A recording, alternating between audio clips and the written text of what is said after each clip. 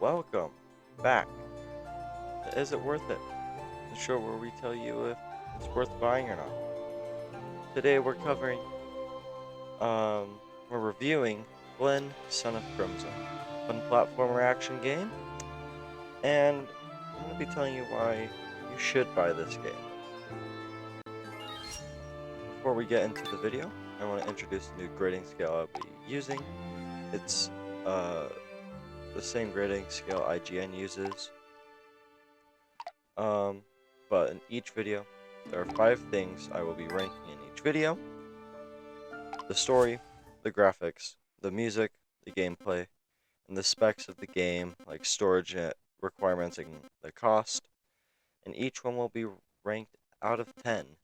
1 is unbearable, 2 is painful, 3 is awful, 4 is bad, 5 is just mediocre, 6 is okay, 7 is good, 8 is great, 9 is amazing, and 10 is masterpiece.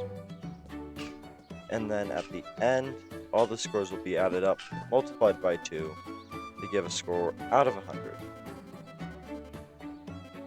And this gives our rating closer resemblance to Metacritic. So without further ado, let's dive into the review. So as I said earlier, today's review will be on the game Flynn, Son of Crimson, which is an action platformer, which is absolute blast. Let's look at the first aspect of the game, the story. The story is nothing special. It follows the rescue someone cliche, except that the someone you are rescuing is a dog named Dex. Dex is a very large pupper, being about twice the height of your character, applicably named Flynn. Dex gets attacked by the main antagonist. You must go and defeat the villain to save Dex. The story isn't something super fantastic. It's not being docked because it's following a cliche, but I would give the story a 6 out of 10, or an okay rating. Next, I will be covering the graphics and art style.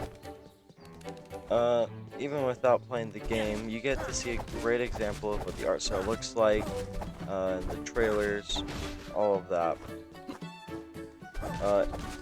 It's a very detailed pixel art style that I personally absolutely love.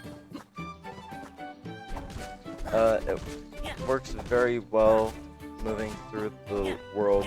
It doesn't feel like the pixels are out of place. It feels very fluid, smooth, and the environment, still in the same style, really nicely matches up with everything. And honestly, it looks fantastic. All the enemies and their animations are very, very cool. So on the graphics, I'm going to give it a solid 8 out of 10 for a great rating. The next piece that we'll be looking at is the music. But before we dive into that, please make sure if you are enjoying, please like and subscribe, and comment down below if you're going to be trying out the Flynn, Son of Crimson. But music is absolutely fantastic piece about the game. The soundtrack is just one of those soundtracks that you can listen to just relax. The soundtrack does a very good job of immersing yourself in the forests and mountain regions you travel through. And in the music soundtracks I've listened to, honestly, it's one of my favorite soundtracks from games in recent years. So in terms of ranking the music, I give it a 9 out of 10, or an amazing rating. Next up is the main bread and butter of the game, the gameplay. Gameplay is fun yet challenging, and your basic movement consists of everything a normal platformer has, except that you have a dodge roll. And as a fan of the Dark Souls games, I always enjoy a good dodge roll. Also, early on in the game, you unlock the game's magic system. It's a very unique system that gives you an unlimited amount of firepower, but it's much weaker than your melee weapon. But you're able to damage enemies from a distance. And the overall feel for the controls is very nice, feels smooth, and that you have a lot more control over your character than you might get in other games. Overall, the gameplay, it's a 9 out of 10 for an amazing ranking.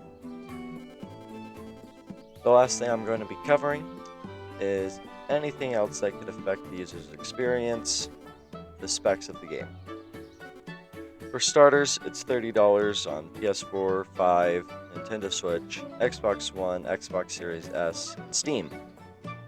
And for Xbox users, if you have Xbox Game Pass, it is a game on there as of recording this, which is June 30th, 2022. Don't know if that'll change in the near future, but in terms of storage, it only takes up about 1 gigabyte of space on all platforms, which is pretty good. The game itself is not very long. It has about 6 to 8 hours worth of playtime. And considering the price tag, the amount of space it takes up, the length of the game, I give it a solid 8 out of 10 on specs, or a great rank. So, with everything ranked, the final score for the game is an 82 out of 100. I feel like this is a very much deserved score for this amazing game. So, with all that said, if you have Xbox Game Pass or $30, get the game and play it. It's not very long, but the journey is fun and filled with lots of fun content along the way. Remember, if you did enjoy, please like and subscribe for more content coming out very soon.